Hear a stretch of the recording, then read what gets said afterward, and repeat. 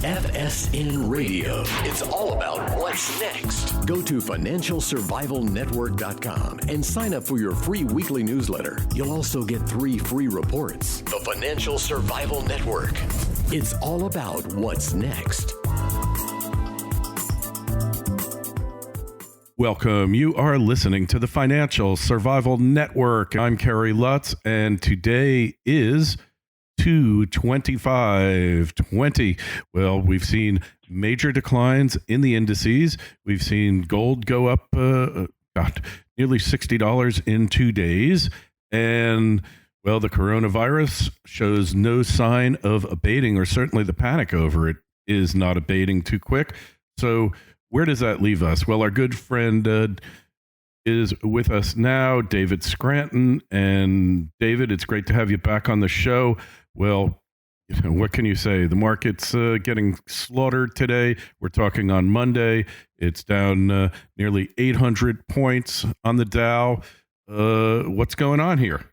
Well, I think up till recently, most investors had too much confidence that, and not, I shouldn't say too much because medical technology has come such a long way, but there's a lot of confidence that we'll get a vaccine developed for the coronavirus in the relative short term. We'll be able to get it under control, because the most similar thing that we can compare it to was the pandemic of 1918. And of course, back then we didn't have a lot of medical tools to compare this with. And that pandemic was so out of control, it affected such a high percentage of the world population that, that would be devastating. We have a confidence now, it seems, that, well, or maybe even almost an arrogance that, well, that's not going to happen. And I agree. I don't think it will, but I don't think we gave enough credit to the fact that it could take, certainly 3 to 6 months or more before we get a vaccine for a virus like this.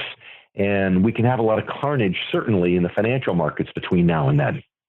Yeah, now I read just the other day that most of the small businesses in China will run out of cash between the next 30 to 90 days. Some of the larger companies as well.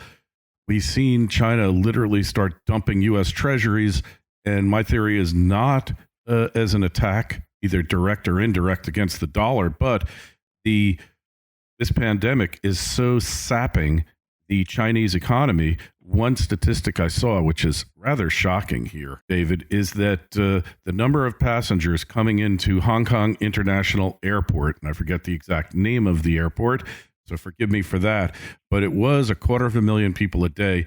It's now down to 4,000 hapless souls coming into Hong Kong. They've shut down traffic from China coming into Hong Kong. What's your take on it? Is this the ultimate Black Swan that has hit the world economy? Again, it could be, and time will tell. But the financial devastation that you're talking about in China is the thing that has me concerned the most. It was a few days ago I read a report that one of our scientists had kind of blown the whistle on a report from the Chinese government, from their scientists, saying that there was a certain thing called an R-squared factor that was just too high. Now, what an R-squared really is in statistics is a level of certainty that you have, that you can predict, or that the trends are indicative of where the virus is going. And normally, if you get to a 70% R-squared, that's a pretty good level of certainty. Well, the Chinese government apparently published this report, so they had a 0.99 R-squared, which statistically means that they feel like they can predict everything and with 100% accuracy. And the reality is that, we in America have always been a little suspect of some of the statistics that have come out of China, even when they were saying in the past, we have an 8% growth in GDP. We always question that. So this just becomes one more statistic out of the Chinese government that really is disconcerting, that I believe is not trustworthy. And you say, well, why would China want to mislead the world about this? Well, the answer is what you just said. The fact that the economic effect that it's going to have on China could be absolutely devastating if this doesn't get fixed in short order. And for them to downplay this as possibly the next Black Swan event. But we need to be open and understand and protect ourselves for the fact that I don't mean just medically. Yes, medically, we also have to protect ourselves financially, because if this is the next Black Swan event, clearly we've seen over the last 20 years that we're not immune to 50% drops in the stock market, because it happened twice already in the last 20 years. Yeah. So when we look at it and we see what's happening here, I mean, you've been warning against a possible market decline for a very long time, David. And maybe you're feeling a bit like a stopped clock, if you will. But the fact is, it's inevitable that it's going to go down at some point. And maybe it was going to go down anyway. Like my feeling with gold is that, look, when the U.S. government took out Soleimani, we saw gold break 1,600 in a day. And then it kind of settled back. And I said to my partner then, my business partner, Bill, I said to him, why do you think that gold broke 1,600? And he said, oh, because they took out Soleimani. But I said, no, the gold wanted to go to 1,600. And this news just gave it the justification to go there. And then we saw later on, it's broken 1,600. It's on its way now, perhaps to 1,700. And so what about cycles? Effective cycles really shaping the news? Sure. Well, a stopped clock is an understatement. I've had people over the last few months accuse me of being Chicken Little. Okay, so I appreciate you not saying that, only saying stopped clock instead. But economists do a very poor job, and it's not their fault. It's because it's so difficult to do. They do a very poor job at predicting what the next tipping point is going to be for a market downturn. For example, in 2007, most economists weren't able on the credit default swaps as being the big tipping point. We knew about the subprime mortgage crisis, but we really didn't understand how these credit default swaps had irrevocably tied together all the big financial companies. It's only in hindsight, looking at the history, do we say, ooh, that was the reason, that was the tipping point. So what I find that happens, as you implied a moment ago, is that it's not the tipping point that causes a change, but it's that, history repeats itself for a reason, because people invest psychologically. The most analytical engineer, whether he wants to admit it or not, makes decisions emotionally and then tries to justify them rationally or logically after the fact. And because human emotion is pretty predictable, no matter how much computerized training or trading or whatever is happening these days, emotions have been predictable over time. And that's why historical trends try to repeat themselves over the long run in the markets. And one of the biggest ones, one that you've heard me talk about before, it's that if we don't have a 50% drop in the market again from today's values, we'll literally be breaking 3 world records regarding the stock market. Number one, 2013, when the market went above the previous high from 2000, 2007, it will be the first time in history we recovered from a secular or long-term bear market in only 13 years. Number two, it will be the first time we had a secular bear market that only had 2 major drops and recoveries within it. Every other single one throughout history has had 3 or more.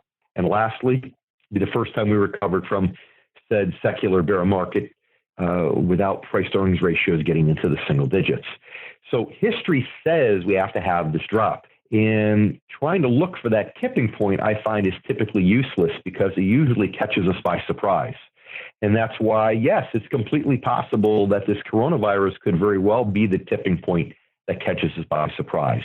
And if not, it'll be something else that we didn't foresee coming. Yeah. So if it's not, if this doesn't kill you, then something else is going to kill you eventually. And, there's no immortality in human beings as well as civilizations or the market. So question is, if it's not this, then is it going to be something else? Absolutely. And trying to predict what that something else is often a futile effort. One of the easiest times to predict was 1999, when the tech stocks had price to earnings ratios at 40. The big ones had 40. A lot of the other companies had PE ratios of 100 or even infinity. That was the easiest prediction that I've found of a tipping point. But most of the time, it's not that easy. And, it could be anything. I look at, the tensions we have internationally with Iran and Iraq, you look at the North Korea situation, or even Bernie Sanders climbing in the polls. I mean, political beliefs of your listeners aside, bottom line is that Wall Street loves Trump. Wall Street loves somebody who's a capitalist. In Wall Street does not like socialism. And it could just be that if some poll comes out in August that Bernie Sanders will beat President Trump in the overall election, that very well could be a tipping point too. Again, most of these tipping points are emotional things. They're not logical things. And he doesn't have to get elected in order for this to happen. It could just be that, just a fear of him getting elected. So I hate to play the game, what if, because I find in life and business, it's always the one thing that you haven't thought of that, as my good friend from Iowa says, will ultimately come and bite you on the cheek meat. It's, so trying to find what that one thing is futile. Just understand that it's going to come and be cautious, because nobody wants to get bitten on the cheek meat, Gary. Well, that's for sure, but it's inevitable because people don't really learn, do they? Well, we learn for the short term, but like what's happening in the market now is amnesia. It's kind of like you're driving that big old truck and you have the mirror outside the truck on the left side right near you. And then you have a little convex mirror there that makes everything look farther away. And it has the warning that says objects might be closer than they appear. Well, the reality right now is 10 years ago really wasn't that far. But unfortunately, the stock market doesn't come with one of those warnings on that convex mirror. And people have forgotten how bad it was just a dozen years ago. Yeah, well, we tend to, look ahead rather than looking behind. Although we look behind to try to figure out what's coming at us, we don't really look ahead with an eye to history behind us in the rearview mirror. Mm-hmm. And the thing to understand is, for people, especially for your listeners that are working, but plan to retire in the next 12, 13 years, they can easily look back, or maybe those who have recently retired over the last few years and were working when the financial crisis hit. They have to realize that the effect of the financial crisis then, when they were working, is much different from a major stock market downturn when you're retired. When you're working and the market turns down, you're actually, to some degree, happy, because now whatever you're saving on a regular basis, be it your 401k or however, is buying more shares. So you're dollar cost averaging. But the problem is, once you retire and you stop contributing, there's nothing good about a market pullback. There's really no way to benefit from it. And if you're taking systematic withdrawals from mutual funds or other market-based investments, now it's the opposite of dollar cost averaging. And now every year, every month you want to get your paycheck from a withdrawal from your 401k or your IRA. And now you've got to sell twice as many shares to get the same amount of money. So it's important, I believe, for your listeners to understand that unless they plan to work 13 more years, this next downturn, the effect that it has on them could be much greater than the effect it had on them last time and on their lifestyle. Wow. And that's pretty profound. Look, I talked to a friend of mine. He'd worked for a large company. The company, and you'll know the company, I'm not going to mention the name, had wiped out the pension plan in one of their reorganizations and converted him to a 401k. He had a couple of $1 million saved up in his company provided pension plan. He went to 401k, and this was about 15 years ago. Last count, he had about $2.5 million in his 401k. He's kind of a sitting duck, isn't he? FSN Radio. It's all about what's next. Arcana Corporation is on the verge of bringing the world's highest grade silver mine into production. The Revenue Virginius mine in Colorado has proven improbable silver reserves grading nearly 37 ounces per ton silver, with an all-in sustaining production cost of only US $8 per ounce of silver. The mine is fully permitted with infrastructure already in place, and the company has announced they plan to commence production in 2020. Achieving successful production usually results in a significant upward share price re-rating on the Lassonde curve. Arcana trades under the ticker AUN in Toronto and AUNFF in New York. To learn more, go to arcana.com. That's AURCANA.com. The Financial Survival Network, It's all about what's next. Yeah, in his case, sure, because if he's not retired yet, or if he just retired, but he's still investing for growth, what happens if that 2.5 becomes 1.25? Because history does repeat itself and we do get a 50% drop. Even if he can afford to retire on 1.25, even if enough money for him, the pucker factor can be emotionally devastating, because now every time he goes to spend money as a retiree by taking withdrawal from his accounts, he's going to sit there and think about, do I really need to make this expenditure? Do I really need to take this trip? Yeah, my wife's car is getting up there in miles, but does she really need a new car right now? Can we really afford to redo the kitchen, even though I promised her when the market was up that we would? Those are the types of dilemmas that people have when they're retired and the market makes a big drop. And, to me, the biggest sin is that people who retire are afraid to spend their retirement dollars. Why? Because they know that if they're not investing for interest and dividends, that if they're still investing for growth, mutual funds or stocks, it means somewhere in their mind, they know that they're spending principal. Now, of course, they hope they spend it and it grows back the next day, but they can't even enjoy their money with a clear conscience. And to me, that's the biggest sin of all, because if you simply go from growth to income, if you invest for dividends and interest, now that's like a renewable energy source.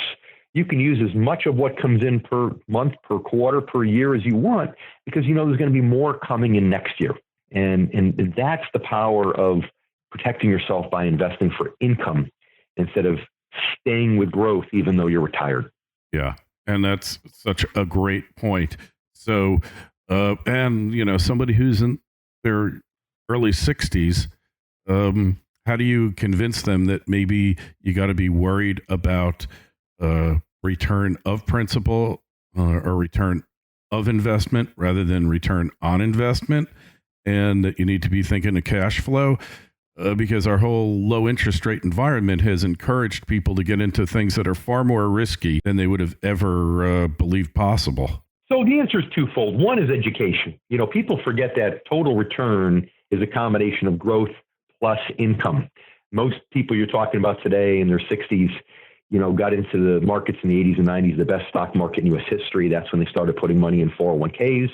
And they start to think, total return equals growth. But they forget about that income component, that interest payment, that dividend payment. So part of it's education, but the second part of it, or I should say re-education, getting back to basics when it comes to how to invest your dollars. But the second part of it is for people to think about what their plan B is going to be. If they're trying to engineer income by taking withdrawals from mutual funds or from stocks, by leaving the money in the 401k and taking withdrawals from that, for example, if they're trying to engineer income that way to achieve their goals, then they need to think about what their plan B is going to be in the years in which they don't get enough growth to allow them to take the withdrawal without divvying up in the principal. And what are they going to do in those years? Are they going to go back to work part-time? Are they going to spend principal knowing that, gosh, if I start spending principal in my 60s, it's a slippery slope. I might run out of money if I live to a ripe old age. Or are they just going to spend less? Are they going to give up the vacation with their grandchildren? Are they going to give up going to see their son or daughter that lives out of state? Are they going to give up that cruise? What their plan B is going to be. And lastly, when they realize that the market could, as it did at the turn of the century, be underwater for 13 years, they might be giving up all those things that they retired for, the reasons for which they retired so they can do all these wonderful things. And now they might be giving up those things for the remainder of their go-go years, their healthy, vibrant years when they want to do these things. Because if the market comes back 13 years in retirement and you're in your late 70s, God doesn't give us a guarantee that by our late 70s, we're going to have the health to enjoy and to do the things we want. So I find that those are some of the most powerful ways to get the message across to people whose paradigm of investing really got started in the 80s and 90s, the best stock market in history, and shaped their experiences. Yeah, I see what you're saying. And we're all kind of a victim of our own history, of the country's history. And, well, look, we know that cyclically busts come, especially after a large boom or a large bull market. And yet the idea of actually preparing for it, very difficult. That's true. And a lot of market prognosticators are saying that they expect the market to hold and to be strong right through the election. Most people are looking towards 2021 as possibly being a year for a pullback in the market. I actually have said the same thing because I believe that the president and the goal to get reelected is going to do everything humanly possible to keep the economy, keep the markets going right through November. However, as you said at the beginning of the show, when you get a black swan event like the coronavirus, or I would say a black swan event such as a socialist going up in the Democratic polls, you don't know. Just because the market prognosticators come out and say the market will stay strong through 2020 doesn't make it so. In fact, sometimes, historically speaking, I've found that when all the so-called professionals are not expecting something to happen, that's the time it's often more likely to happen. And that is so true. And yet, you and I both know it. We've seen it God knows how many times throughout history. And yet, it keeps on happening and happening. Yeah, absolutely. And again, because people understand, people want to be optimists. If every radio show you did was about the market's going to turn, we're going to have another pandemic like 1918, you'd start to lose listeners left and right. People don't want to listen to all that negativity. Every once in a while, a bit of realism is good, but you would have a successful radio show if you did that. And so the reality of it is we are an optimistic lot. And frankly, as Americans, we have more to be optimistic for than members of most other countries. That's wonderful. But sometimes optimism is what clouds our judgment when it comes to markets. Here's something I like to tell people. When we've had these secular bear markets, which historically all but one has been more than 20 years long throughout our history, these long-term generational bear markets, I ask, do you think there were some investors that stayed invested for more than 20 years to get a ton of volatility and end up with zero growth 20-some years later? Do you think some people stayed, or do you think everybody got out within that 20-plus year period? And as you can imagine, the answer is typically, I'm sure there's some people who stayed the course. And then I follow it up with this question. Whom do you think they were? That's an optimist who always thought that recovery was right around the corner. And then you see the light bulb go off and they realize that sometimes, as great of a quality as optimism can be in the human spirit, the reality is sometimes it can cloud our judgment and block reality. Mm-hmm. Yeah. Well, so I remember a guy by the name of Rick Rule, who's a big, successful resource investor. He's famous in the space. He always said, never mistake a bull market for genius. There's a reason, even when you listen to a reputable news outlet like CNBC about the markets, they talk about animal spirits in the market. In fact, the geniuses are the ones who can really predict market emotions and the animal spirits. Those are the geniuses, not the left brain mathematical types. It's those that can predict the emotions, the animal spirits. So one thing I'll do sometimes, and I'll tell somebody this, I'm sitting across the table from a potential client that's maybe an actuary or a CPA or an engineer, your typical left brain mathematical types. I will tell them that I would take a psychologist and say that a psychologist has a better chance of predicting the market than they do, because they have a better chance of understanding market sentiment and emotion and how it affects people and how they react to the two emotions that drive the market, which are fear and, of course, greed. Mm-hmm. Fear and greed. And that kind of goes with the old saying that bulls make money, bears make money, pigs lose money. Absolutely. It's and right now the problem is because the markets have done so well in the last year, especially, that the greed is kicking back in. In fact, that was just before you and I, spoke to do this interview. It was kind of funny because I was talking to one of our advisors who was telling me about how he has a new client. He has a 78-year-old lady who's widowed, who's with him. And the biggest problem that he has is that she's taking a decent amount of income. She can get it from interest and dividends if she reallocated her portfolio, but the greed is kicking in.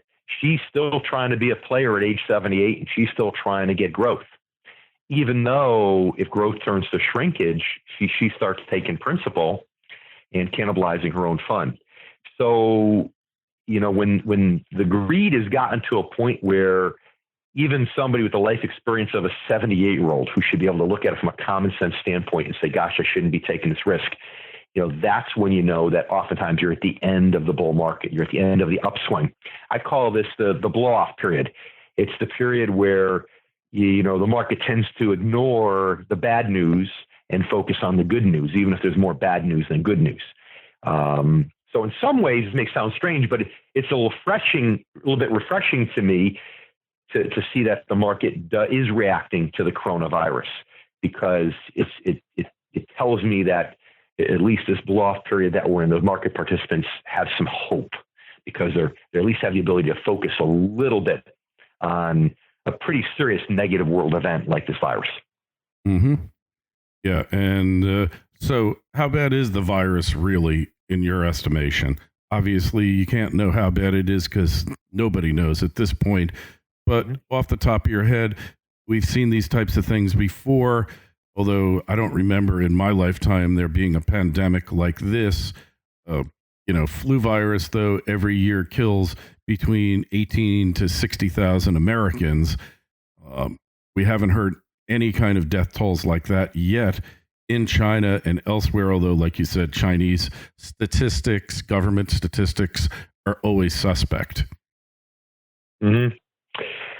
Well, I'm not a medical professional, so I don't know how bad this particular virus can get. And I think the medical professionals here in our country probably don't know, or any country don't know enough about it either. What I do know is that we've blown past the SARS epidemic already in terms of severity.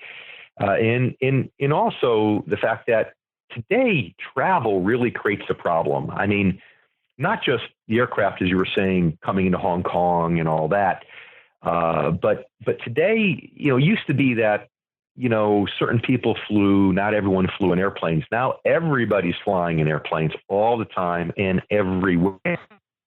And we don't know enough about this virus to know, how airborne it can be. And if you think about sitting in the back of one of those big aircraft, it's a metal tube with a circulation system, and the air is just coming around and around and around. And do we know for sure that, one person on the airplane has it, doesn't affect the rest of us? I mean, that's a legitimate concern. So, I am paying attention to it. It has caused me to pause and sit back and even rethink my own personal travel plans, to be quite honest, because of that one factor that we didn't have back in 1918. That wasn't an issue. When back in 1918, you had to go into town if you were going to catch a virus from somebody. Otherwise, you stayed on the farm with people you knew, you did your work, and that was it.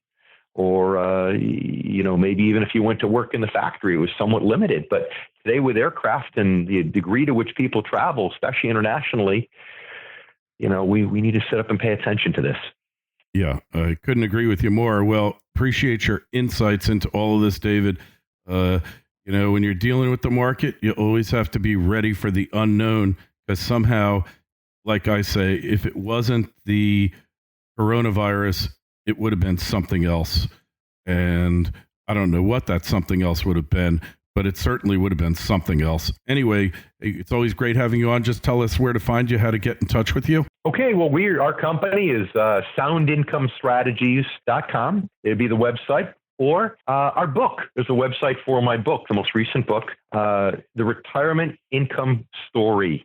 The Retirement Income Story, which you can buy on Amazon and learn a little bit more about us that way. All right. Hey, really appreciate you coming on. Questions, comments for David, myself, email us, kl@kerrylutz.com. Tell us what you think. What's your opinion? Where is all this coronavirus heading?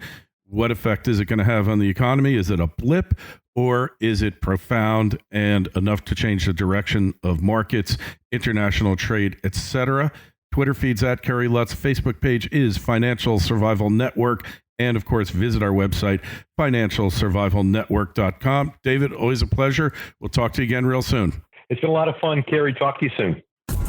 FSN Radio. It's all about what's next. Go to financialsurvivalnetwork.com and sign up for your free weekly newsletter. You'll also get 3 free reports. The Financial Survival Network. It's all about what's next.